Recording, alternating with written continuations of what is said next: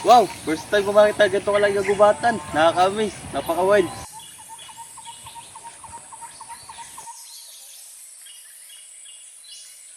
Ito ang aming tahanan. Namumuhay kami sa kagubatan. Maligayang pagdating, bisita. Kami ang mga agta. Lahat na makikita mo dito ay nagbibigay buhay sa amin. Ito ang ibig niyo pong sabihin, wala po kayong bahay at lungsod. Lumilipat kami kapag kailangan. Ang kagubatan ang nagbibigay sa amin ng tubig, tirahan at pagkain.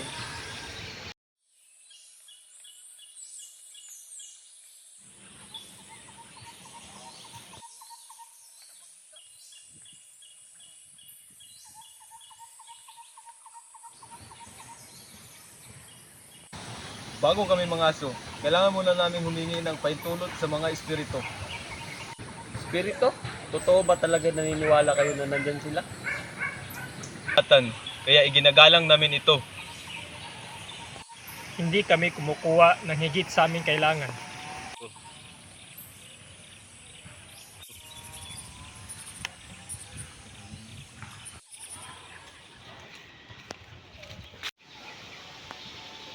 Magandang araw. Narito ako upang pag-usapan ang relokasyon ng inyong komunidad. Relokasyon, pero ito ang aming lupain. Sandali, bakit kailangan nilang umalis? May mga plano kasi para sa pagpapaunlad, pagpapatayo ng mga sakahan at kalsada. Kapag nawala ang kagubatan, mawawala rin kami. Tatahimik ang mga espiritu. Ngayon ko lang naunawaan. Dito pala umiikot ang buong buhay ninyo. Hindi lang ito buhay namin. Ito rin ang aming kultura at pagkakakilanlan. Naiintindihan ko na ngayon. Marahil kailangan muna naming makinig bago magdesisyon.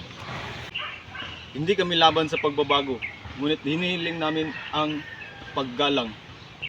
Ibabahagi ko ang iyong kwento. Kailangan ito malaman ng ibang tao. Dadalhin ko ang inyong tinig sa aming tanggapan. Kailangan nating pangalagaan ang kalikasan at ang mga tao. Pinoprotektahan kami ng kagubatan. Sana maprotektahan din kami. Protektahan ang kagubatan, protektahan ang buhay! I just had to let you know you're